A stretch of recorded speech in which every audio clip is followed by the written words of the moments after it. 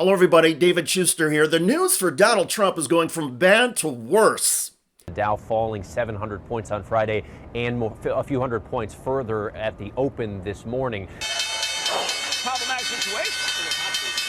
This morning, Wall Street is bracing for the launch of President Trump's massive tariffs, which start on Wednesday. Ahead of that, Trump is now saying he could care less if automakers raise prices, following his pledge to impose 25% tariffs. Adding to the economic chaos, even officials close to Trump have apparently been left in the dark about his plans and are losing confidence.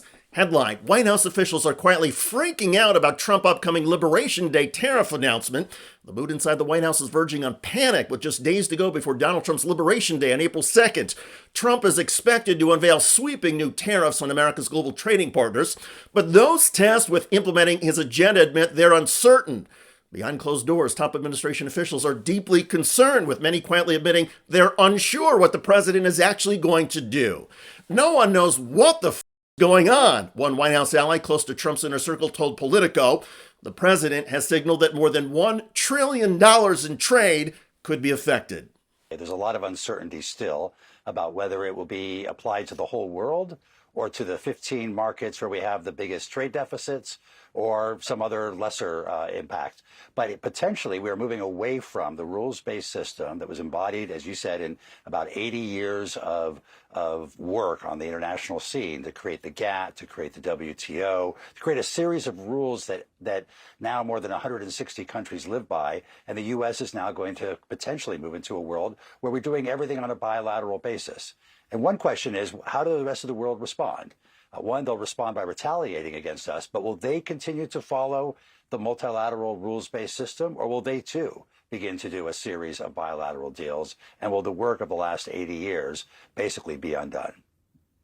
And it's worth pointing out that 80 years has coincided with enormous rises in global standards of living, prosperity, and in American standards of living. The industry that is already getting hurt the most by Trump's chaotic and unpredictable trade policy is the automotive sector. According to Donald Trump, the tariff strategy is simple. The people that are going to make money are people that manufacture cars in the United States. Outside of the United States, that's going to be up to them. I don't care too much about that. But very few inexpensive or low-end vehicles are currently manufactured in the United States. So lower-income consumers who want to buy a car that costs, say, less than $30,000 will see sharply rising prices immediately and perhaps years into the future. A lot of those vehicles that are around $30,000 or lower are made outside the U.S., and automakers continue to say it's almost not impossible, but very difficult to make those vehicles at a low cost here in the U.S. So we continue to see economic reaction to the tariffs, also market reaction to the tariffs. Also new this morning, we had Goldman Sachs, big investment bank, come out with their expectations for a recession. They've raised it from 20%. Now they see it at 35%. American consumers are also losing confidence. Consumer sentiment accounts for about 70% of all U.S. economic activity.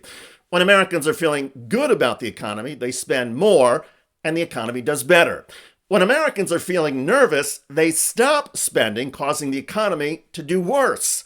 Washington Post headline: Americans are spending less as they brace for new tariffs. We know that people still say the economy is bad. We know that prices and inflation are the top reason they give for why. So in this poll, we find that the president's approval for specifically handling the economy and inflation are both ticked down. Now, let's talk about these tariffs, because, look, it's early in the administration, so I think the key gauge is, what do people think he's trying to do? And here we see a mismatch.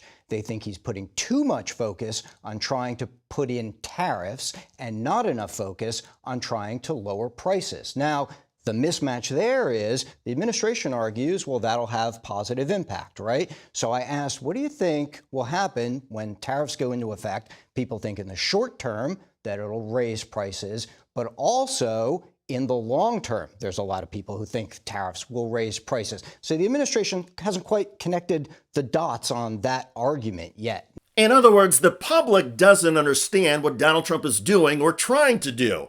Market investors are also perplexed, which is causing stock prices to plunge.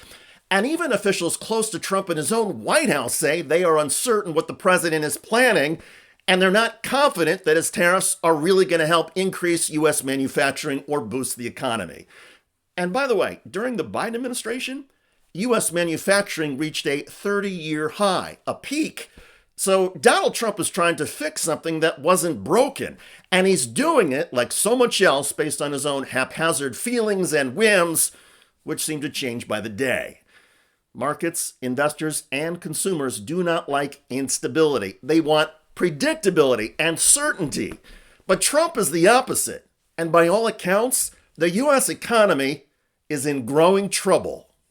I'm David Schuster. Thanks for joining us.